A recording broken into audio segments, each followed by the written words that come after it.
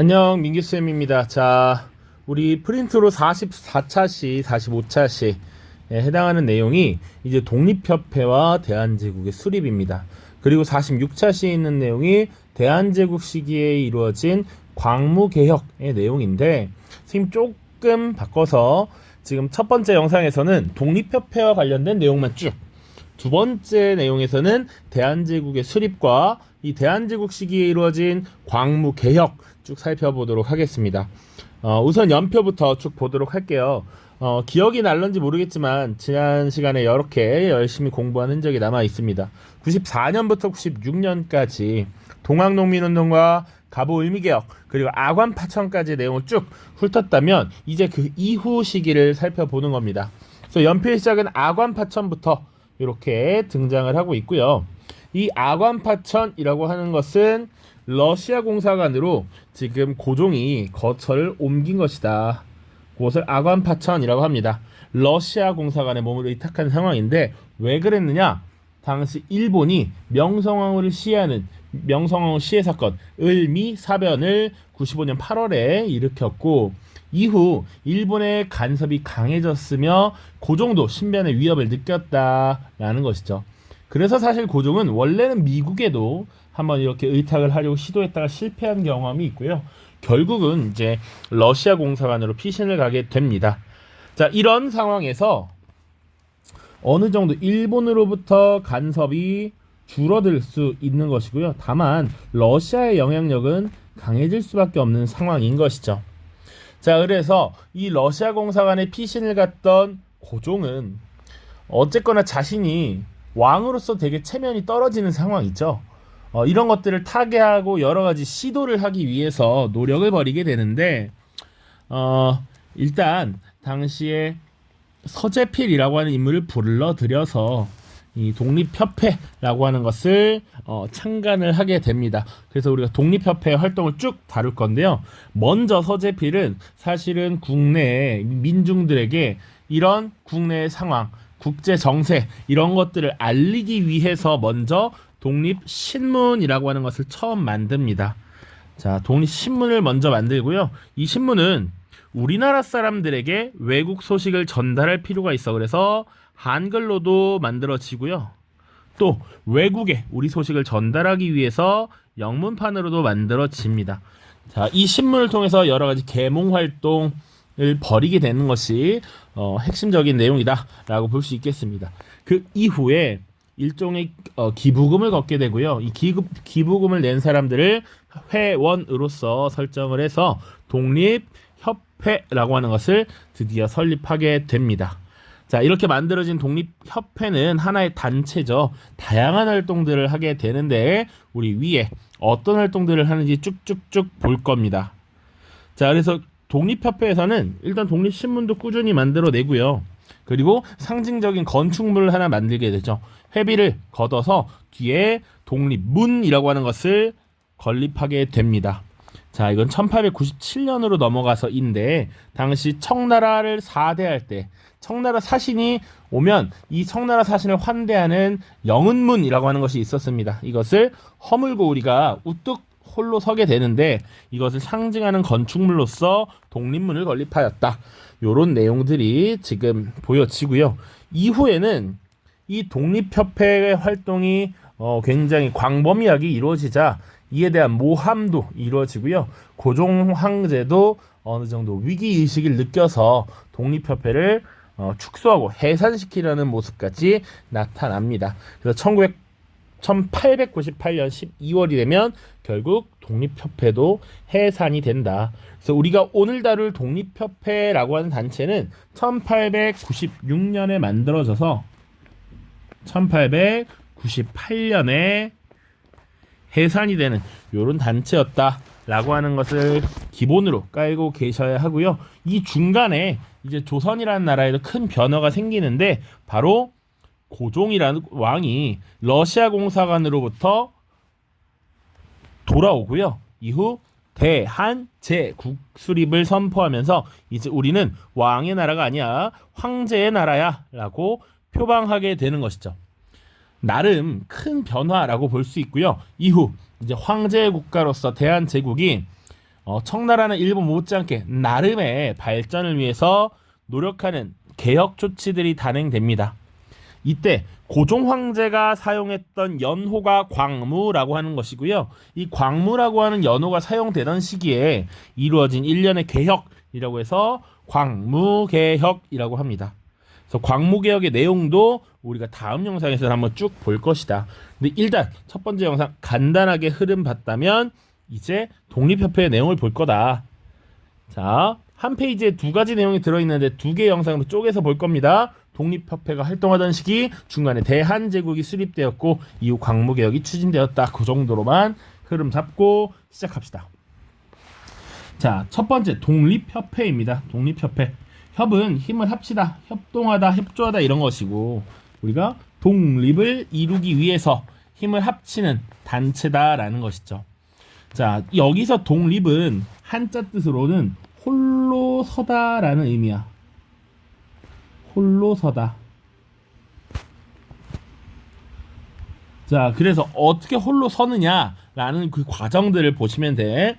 첫 번째는요, 우선 정부의 요청으로 서재필이라고 하는 인물이 귀국합니다. 이 서재필은 원래 갑신정변 당시에 급진계파에 속해 있었던 막내였습니다. 당시 20살이었고요. 이때 한 32살쯤 되겠네요. 미국에 유학을 가서 열심히 공부를 했고요. 나름 이제 본인의 이름을 날리기 시작하면서 당시 1895년 2차 갑오개혁 당시 실권을 휘두르고 있었던 박영효의 추천으로 이렇게 우리나라에 들어오게 됐다라고 보시면 되겠습니다. 자, 그래서 정부에서 고종이라고 하는 왕이 서재필에게 얼마간의 돈을 주고 우리나라를 위해서 어떻게 일해 볼 것을 권하죠. 그래서 서재필이 가장 먼저 했던 것이 무엇이냐? 바로 독립신문을 발간하는 것입니다. 1896년 4월이야. 그러니까 우리가 독립협회 활동 그러면 독립신문 발간이라고 알고 있지만 실제로는 독립신문이 먼저 발간되고 그 다음에 독립협회가 창립되면서 일종의 돈도 걷고요. 회비도 걷고요. 회원들을 모집하면서 나름 그 규모가 점점 커지고 있더라. 자, 독립협회가 가장 중점을 뒀던 활동은 뭐냐라고 하면 계몽운동입니다. 계몽. 한자 뜻 그대로 하면 꿈에서 깨다라는 거야. 당시 조선인들은 이 성리학적 질서에 갇혀서 국제사회가 어떻게 돌아가는지 아직 잘 몰라. 일부 지식인들은 이제 좀 알고 나름의 개화 정책을 펼치려고 하고 있지만 아직 민중들, 백성들은 이런 걸 잘 몰라. 그렇기 때문에 이들은 우물안 개구리니까 이들을 깨트려줘야 돼. 이들이 알고 있는 이 우물 깨트려줘야 된다라는 생각을 했던 것이죠. 그래서 여러 가지 계몽운동을 전개하게 되는데 가장 첫 번째로 상징적인 일이 바로 독립문을 건립하는 것이었습니다. 청나라 사신을 환대하는 영은문이라고 하는 것을 허물고 지은 것이 바로 독립문이고요. 그리고 모화관이라고 해서 청나라 사신을 접대하는 건축물이 있었습니다. 건물 이것을 없애고 독립관이라고 하는 것도 새롭게 지었다라고 보시면 되겠습니다. 자, 지금 그래서 여기서 말한 독립은 이제 확실히 우리가 일단 청나라로부터 사대받는 존재가 아니다 이런 것을 확실히 한다라는 것이죠. 자, 이 독립관 새롭게 지은 독립관에서 다양한 토론회를 개최하는데 이 독립협회에서 주관한 토론회의 주제들이 교과서에 여러 가지 내용들이 담겨 있습니다. 당시 민중들을 깨우치기 위한 여러 가지 주제들을 던지고 있어. 이따가 교과서를 통해서 한번 확인을 해보겠습니다. 자, 그리고 우리도 이제 자주국가로서 국기를 개양하자. 그리고 애국가를 제정하고 이것을 보급해서 백성들이, 시민들이, 국민들이 부르게 하자라고 했던 것이 독립협회의 주요 활동들이다라고 보시면 되겠습니다. 자, 가장 먼저 펼쳤던 것이 이런 계몽운동이고요. 그 뒤에도 여러 가지 활동을 전개하게 되는데 이런 활동들을 잘 기억하는 게 좋습니다. 자, 이런 활동들을 사례로 주고 이 활동을 했던 단체에 대한 설명을 오는 것은 그래서 다시 역으로 물을 수 있거든. 그러니까 활동들을 자주국권운동, 자유민권운동, 정치개혁운동 이 세 가지로 좀 구분을 해서 살펴보겠습니다. 자주국권이야. 스스로가 주인이 되는 국가의 권리를 갖자. 우리 스스로가 지금 우리 국가의 권리를 자꾸 청나라에게, 일본에게, 러시아에게, 미국에게 주고 있는데 그럼 안 된다라는 거야. 국가의 권리를 우리 스스로 가지자라는 겁니다. 우리 스스로 주권을 행사해야지 이런 거 자꾸 내주면 안 된다라는 거야. 그래서 당시 만민공동회라고 하는 걸 개최합니다. 당시 시민들이 쭉 모여서 토론을 많이 진행을 하고요. 이때 주로 토론의 주제가 러시아에게 이권을 주지 말자라고 하는 거였어. 아관 파천 이후에 러시아의 간섭이 굉장히 심해졌고요. 러시아는 이 고종이라고 하는 왕을 보호하는 대가로 다양한 이권들을 빼앗아 가려고 했습니다. 그래서 여러 가지 조치가 있었어. 러시아인 재정 고문을 파견해서 사실상 한국의 재정을 어느 정도 장악하려는 이런 모습들도 나타납니다. 그래서 재정 고문 물러가라. 이 재정 고문이 추진하는 것이 다 한국의 재정을 장악하려는 것 아니냐라고 비판을 하고요. 실제로 한국과 러시아를 이어주는 한러은행을 만들려고 했는데 그런 것들도 이제 일단은 방지하게 됩니다. 자, 그리고 중요한 내용, 자주 나오는 내용이 이 저령도 조차 요구를 철회시킨 일입니다. 자, 이 저령도라고 하는 것은 지역의 이름인데 지금의 부산, 영도가 되겠습니다. 부산에요, 태종대라고 하는 관광 명소가 있는데 그 지역이 영도구라는 행정구역에 속해 있습니다. 예전에 영도 지역을 저령도라고 했고요. 이 러시아는 당시에 얼지 않는 항구, 남쪽에 따뜻한 항구를 얻고 싶어 했고, 특히 러시아는 당시 숯, 석탄 이런 것들을 저장해 놓을 기지를 거기다가 건설을 하려고 했던 것 같습니다. 그래서 배가 드나들 때 연료를 안정적으로 공급하고 운행하고 전함이 내려와도 신속하게 전해를 재정비할 수 있는 이런 거점을 마련하려고 했던 것인데, 이런 요구를 독립협회에서 철회시켰다라는 것이죠. 러시아에게 이권을 주면 안 된다라고 했던 것이 바로 독립협회 활동이었다.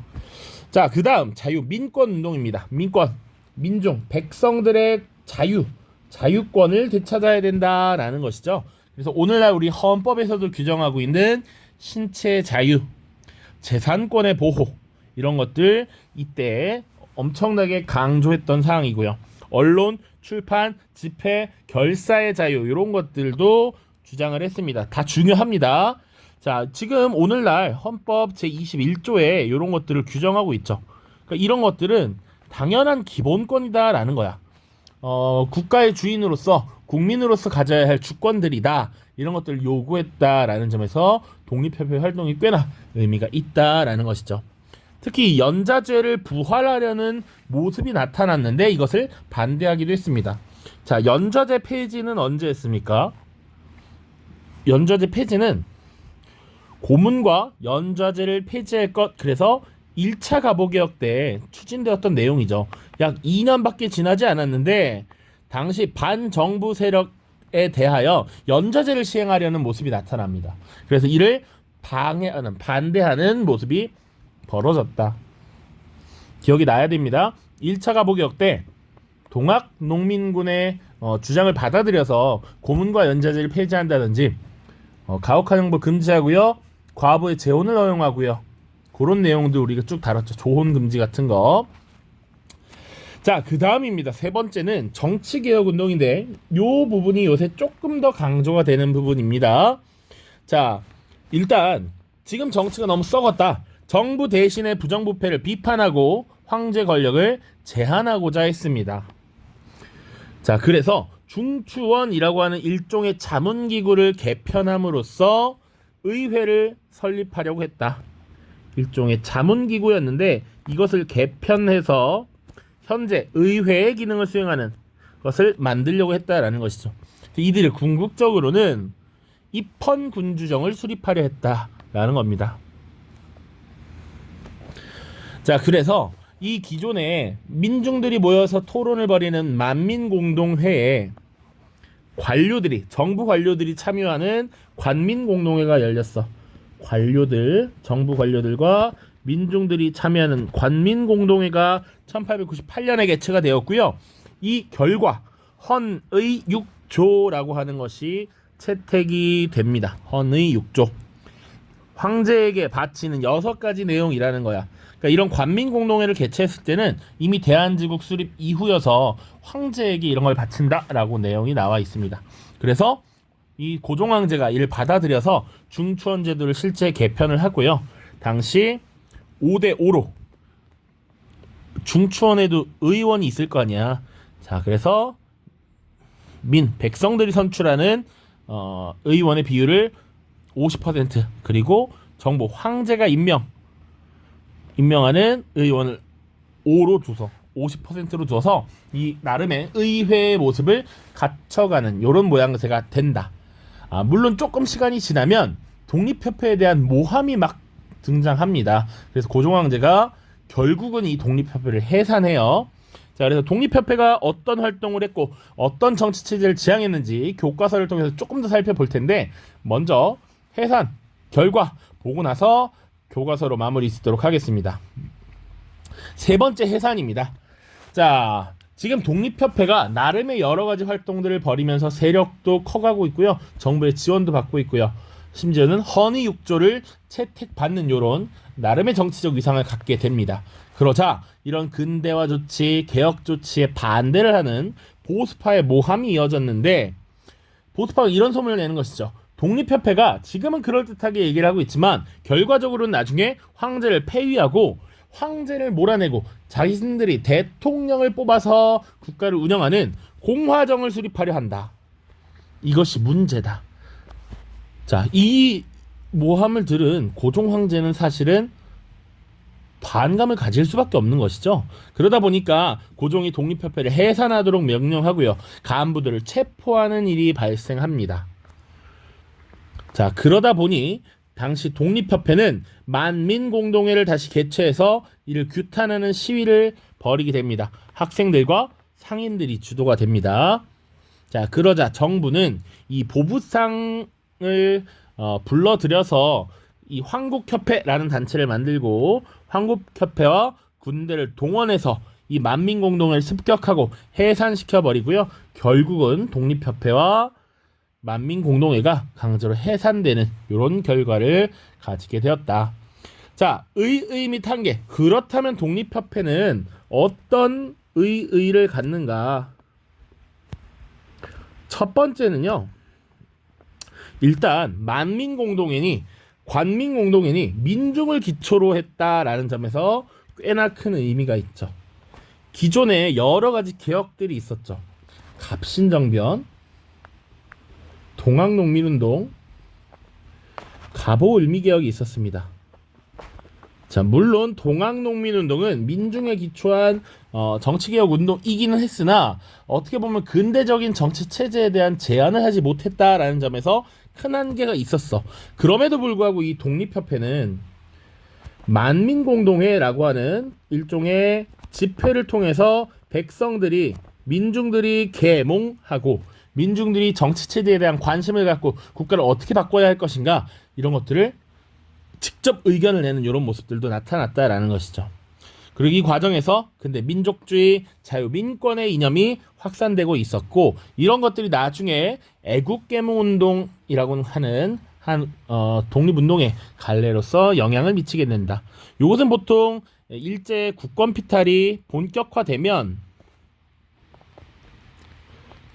본격화된 시기에 국권을 지키기 위한 여러 가지 실력을 기르자라는 의미로서 등장하는 단체들이 있습니다. 예를 들면 헌정연구회라든지 보안회라든지 대한자강회, 신민회, 이런 단체들이 있는데, 이 시기에 나타나는 애국계몽운동에 영향을 미쳤다. 요게 하나고, 두 번째 한계는 뭐냐면 나름 근대 문물 제도 수용 과정에서 이런 것들을 받아들이는 건 좋아. 그런데 열강의 침략 의도를 제대로 파악하지 못했다라는 한계가 있습니다. 특히 이거 반대하다라는 의미야. 청나라에 대한 반대, 그리고 러시아에 대한 반대는 굉장히 강력하게 주장을 했는데요. 오히려 일본이나 미국 등 이런 나라들의 침략 의도를 제대로 파악하지 못했다라는 한계도 있습니다. 그래서 독립협회가 러시아는 열라 반대하는데 일본과 미국엔 조금 미온적인 태도를 보이기도 해요. 그런 문제가 있었다라는 겁니다. 자, 지금 독립협회 쭉 살펴봤고요. 교과서 좀 더 보고 마무리를 짓도록 하겠습니다. 자, 교과서 117쪽입니다. 지금 요 교과서 내용상에선 독립협회가 설립되고 대한제국의 수립도 같이 있는데, 쌤이 지금 영상에서는 대한제국의 수립은 광무개혁과 묶어서 한 번에 설명을 하겠다 이렇게 얘기를 했습니다. 그래서 독립협회 관련된 내용만 여기서 보고 대한제국 내용은 다음 영상에서 보도록 하겠습니다. 자, 독립협회 설립 볼 텐데요. 갑신정변 이후 미국에 망명 중이던 서재필은 정부의 요청으로 지금 귀국을 했고요. 정부의 지원을 받아서 1896년 한글판과 영문판으로 독립신문을 창간했고, 개화파 관료들과 독립협회라는 단체를 설립했습니다. 그리고 독립문 건립을 추진해서 보조금만 내면 누구나 회원이 될 수 있도록 했고요. 독립문을 건립하고 독립관에서 교육, 산업진흥, 자주독립 등의 주제로 토론회를 열어서 민중을 계몽시키려고 하였습니다. 그리고 갑오개혁 때 정해진 국기 개항을 주장했고요. 애국가를 제정하여 보급하려고 했네요. 독립협회 설립입니다. 자, 오른쪽에 독립문이 나와 있는데요. 과거 청나라 사신들을 맞아들이던 영은문을 허물고 그 터에 독립문을 지금 건설하였습니다. 자, 그리고 모화관 이런 것을 수리해서 독립관으로 이름을 붙이고 여기서 각종 토론회, 강연 이런 것들을 진행을 했습니다. 지금 이 독립문 역도 있습니다. 지하철 3호선 독립문역이 있고요. 그 옆에 독립관이 있고, 물론 주변에 지금 막 각종 고가도로나 도로들이 나서 되게 휑하긴 한데, 그 뒤에는 또 우리 당시 일제강점기에 일본이 우리의 독립운동가들을 투옥하고 고문했던, 그리고 사실은 1960년대 70년대까지 거기가 이제 감옥으로서 기능을 했는데, 서대문 형무소 역사관이 지금 거기 위치를 하고 있습니다. 최근에는 임시정부 기념관이 그 옆에 또 들어서서 이곳에 가면 꽤나 볼 것들이 많이 구성이 되어 있으니까 기회가 된다면 한번 가보면 좋을 것 같습니다. 자, 대한제국의 수립은 넘어가도록 하고요. 독립협회 국권수호와 개혁운동 살펴보도록 하죠. 대한제국이 수립될 무렵 러시아는 정부와 교섭하여 재정고문을 파견했고요. 한러은행을 설립하고 저령도 조차 등의 이권 침탈을 시도했습니다. 지금 여러 가지 이권 침탈을 시도했는데, 독립협회는 이를 국가주권에 대한 위협으로 여겨서 1898년부터 지금 만민공동회를 개최했고, 특히 러시아의 간섭과 이권 요구를 규탄하는 자주국권운동을 전개했습니다. 결국 재정고문을 철수시키고 저령도 주차 요구를 철회하는 성과를 거두었죠. 이후에는 각종 민권에 대한, 자유민권에 대한 운동을 펼치기도 했고요. 정치 개혁 운동을 지금 추진하면서 일종의 황제권을 제한하려는 시도도 했었다. 왜? 이들이 사실은 궁극적으로는 입헌 군주제를 지향하였기 때문에 황제의 권력이 막강하게 활용되는 것, 이것 바람직하지 않다라고 봤습니다. 조금 더 나아가서는 조선의 전통적인 유생들도 사실은 이거에 대한 반발은 많지 않았습니다. 황제 권력을 제한한다, 내각 중심, 그리고 관료들 중심으로 정치 운영을 한다라는 건 어떻게 보면 성리학적 입장에서 재상 중심의 정치와 또 맞닿는 부분이 있기 때문에 이거에 대해서 반발이 엄청 크지는 않았다. 그거까지는 같이 봐두면 조금 더 좋을 것 같아요. 황제 측근인 이용익에게는 백동환을 남발한 죄를 물어 고발하기도 했고요. 갑오개혁 때 폐지된 연좌제 등을 부활시키려고 하자 만민공동회를 열어서 반대 시위를 주도하는 등 여러 가지 지금 개혁 조치를 취했습니다. 자, 정치 개편의 끝판왕, 핵심 내용, 정치개혁의 핵심이라고 하면 바로 중추원 개편을 들 수가 있는데, 독립협회는 갑오개혁기에 설립되었던 중추원을 서유럽의 상원의회와 같은 기구로 개편해서 입헌 군주정 출입을 하고자 했습니다. 그래서 독립협회는 종로에서 정부 대신들까지 참석한 관민공동회를 열었고요. 여기서 제기된 여러 국정개혁안인 헌의 6조를 황제에게 올렸습니다. 그리고 황제가 이를 받아들이면서 중추헌제도가 개편되었는데 입법권, 정부안건 심사권, 정부정책 자문권 등을 행사할 수 있었습니다. 또한 국정 중요 사항에 대해서는 중추헌이 합당하다고 결정하기 전까지 행정부가 단독으로 집행하지 못하도록 하였다. 그만큼 중추헌의 위상, 기능이 강화되고 있다라는 걸 보여주는 것이죠. 그래서 중추헌 의관 50명 중에서 절반은 정부가 황제에게 추천하여 임명하고 나머지는 독립협회에서 선출하도록 함으로써 국민의 의사가 정치에 반영되도록 이런 모습을 보였다. 자, 그래서 지금 이 독립협회 활동을 쭉 살펴보고 있는데요. 관민공동회 풍경 보도록 하겠습니다. 98년 10월에 있었던 관민공동회 내용을 보여주고 있는데 당시에 심지어 백정 출신이었던 박성춘이 연설을 하고 있더라. 이 사람은 바로 대한에서 가장 천한 사람이고 무식합니다. 그러나 충군 애국, 임금께 충성하고 나라를 사랑하는 뜻은 대강 알고 있습니다.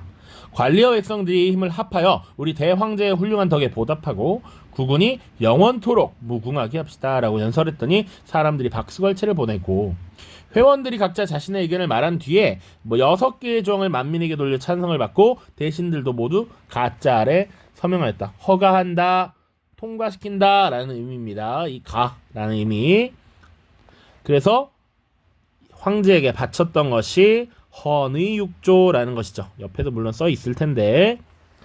자, 그래서 보시면 세 번째 줄 관민공동회는 독립협회 회장인 윤치호의 취지 설명과 정부관리인 박정량의 인사말로 시작되었고요. 뒤이어 백정 출신의 박성춘이 개막 연설을 하고 국정개혁에 관한 여러 발표가 이어졌습니다. 그래서 근대 민주주의 최초의 모습이다 라고 할 수 있는 것 관민공동회. 근데 이 관민공동회와 이전에 관료들은 참석하지 않았던 이 만민공동회는 시기적으로 봤을 땐 모두 1898년에 해당합니다. 그렇기 때문에 당시 조선이 아니라 이제 대한제국으로 국가가 변화된 시기였고 그래서 황제에게 바치는 헌의 6조를 채택하였다. 이런 내용까지 같이 기억을 해두세요. 자, 해산 과정 자, 쭉 읽어보시면 되는데 선생님이 앞서 필기노트에서 설명한 부분보다 조금 더 자세합니다만 그 맥락은 거의 같다라고 보시면 됩니다. 한번 읽어보시면 될 것 같은데 그래도 좀만 보자면 독립협회 세력이 커지자 보수 관료들이 공화정을 수립한다라는 모함을 지금 하였고요. 이에 해산 명령을 내렸고 이에 반대하는 만민공동회가 계속 개최되었습니다. 이후 황국협회를 통해서 전국의 보급상 한성으로 불러들여서 만민공동회를 습격했고요. 이후 고종황제가 원하는 대로 다시 사실은 고쳐서 운영을 하려고 했는데 이때 요거예요. 중추헌 관제를 다시 고쳐서 황제 측근이 과반수를 차지하게 해서 황제권을 위협할 만한 요소들을 어느 정도 제거했는데 이후 개최된 중추헌 회의에서 국정개혁의 후보로서 일본의 망명 중인 박영유를 추천하는 사건이 발생합니다. 이것을 황제 권력에 대한 위협으로 여겼던 고종이 결국은 강제로 해산, 체포를 했다라고 보시면 되겠습니다. 자, 오른쪽에도 보면 자, 결국 이 민간의 선발에 의한 의원이 17명, 황제 측근, 황국협회 계열이 33명, 1대2의 비율로 황제 세력이 더 강해졌음에도 불구하고 나중에 다시 이것을 개정해서 아예 중추헌의 의회 기능을 정지시켰다라고 보시면 되겠습니다. 이제 마지막으로 독립협회 활동과 지향한 정치 체제 볼 텐데요. 독립협회에서 다양한 토론회를 많이 개최했다라고 했습니다. 그래서 주제만 봐도 독립협회가 어떤 지향성을 갖고 있었는가 이런 걸 볼 수 있어. 조선의 급선무는 이 인민들, 백성들을 교육하는 데 있다. 인민의 견문을 넓히려면 신문을 발간해야 한다. 나라를 부강하게 하려면 광산을 더욱 확대해야 된다. 우리 국토를 빌려주는 것은 안 된다. 중추헌을 개편해야 된다. 백성의 권리가 높아져야 임금의 지위가 높아지고 국력이 강해진다. 기본적으로 국민의 계몽이라고 하는 것, 이런 것을 핵심으로 삼았고요. 국민 계몽 운동 많이 벌였고 자주 국권적 요소도 있죠. 지금 보시면 국토를 빌려주면 안 된다, 광산을 개발해야 된다, 이런 내용들. 그리고 민권의 신장도 강조하고 있습니다. 백성의 권리가 높아질수록 임금의 지위가 높아진다. 민권을 높여야 한다. 그리고 중추원 개편에서 사실은 시민들의 의견을 반영하는 이런 모습도 민권의 핵심이라고 볼 수 있죠. 그래서 정치를 개혁해야 된다라는 것까지 독립협회 활동들을 이런 주제를 통해서 알 수 있습니다. 그 다음 헌의육조라고 하는 자료를 보겠습니다. 관민공동회 결과 채택된 황제에게 건의한 사항이죠. 자, 외국인에 의존하지 않고 관민이 합심하여 전제왕권을 견고하게 할 것. 지금 보면 모든 권한이 황제에게 집중되어 있는데 이것을 견고하게 하자. 왜냐면 이 시기면 벌써 독립협회가 해산되기 2달 전입니다. 직전이에요. 그러니까 독립협회가 모함을 받고 해산되는 과정이 굉장히 짧은데 이 황제가 독립협회 활동에 의심을 할 수 있다는 것이지. 점점 그 위상이 높아지면서 의심을 하는데 그런 것들을 거두게 하기 위해서 우리는 황권을 견고하게 하려 합니다. 이런 내용을 먼저 깔아두고 시작하는 겁니다. 다음의 내용을 보면 여러 가지 이권을 외국에게 줄 때는, 그래서 외국과 조약을 맺을 때는 행정부의 관료들인 각부 대신 뿐만 아니라 중추원의 의장이 합동으로 도장을 찍어서 시행하라. 중추원의 허락을 받아라 라는 거야. 일종의 의회의 기능을 수행하려 했다는 것이죠. 지금도 국가와 국가 간의 조약을 체결하면 국회의 비준을 얻도록 하고 있습니다. 그래야 효력이 발생합니다. 국회의 동의를 얻어야. 그러니까 국회라고 하는 것은 어떻게 보면 국민들의 대표잖아. 이 국회로부터 승인을 받아야 조약을 이제 효력을 발휘할 수 있다라는 것이죠. 자, 전국 재정은 모두 탁지부가 관리하며 다른 정부 기관과 해산을 간섭하지 못하게 하고 예산과 결산을 국민에게 공포할 것. 모든 중범죄는 공개 재판하되 피고에게 철저히 설명하여 죄를 자복하게 한 후 시행할 것. 이게 나름 피고의 인권을 존중하라라는 겁니다. 지금도 재판 과정에서 사실은 범죄 혐의가 증거가 명확하게 발견되지 않으면 무죄 추정의 원칙이라는 것을 두고 조사를 하고 이제 심리를 진행하죠. 이때 이런 거 마찬가지입니다. 피고인의 인권도 존중을 해야 된다. 공개 재판하되 피고에게 철저히 설명해서 그들이 누려야 할 권한, 권리들을 빼앗지 못하도록 한 것입니다.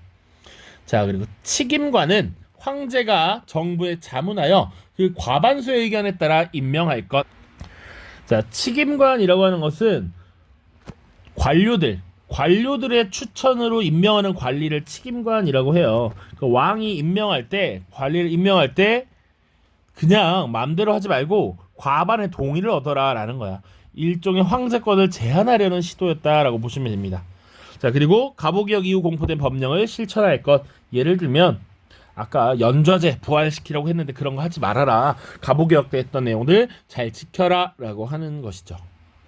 자, 그래서 지금 자료 2번 헌의육조를 보면 전제왕권을 견고하게 할 것이라고 되어 있지만 궁극적으로는 이것이 군주의 권한을 어느 정도 제한하고 의회를 통해서, 내각을 통해서 국정을 운영하는 입헌군주제를 지향하고 있다라는 것 반드시 파악을 하고 계셔야 됩니다.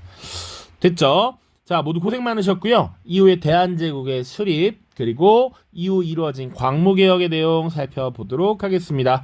고생 많았습니다. 안녕.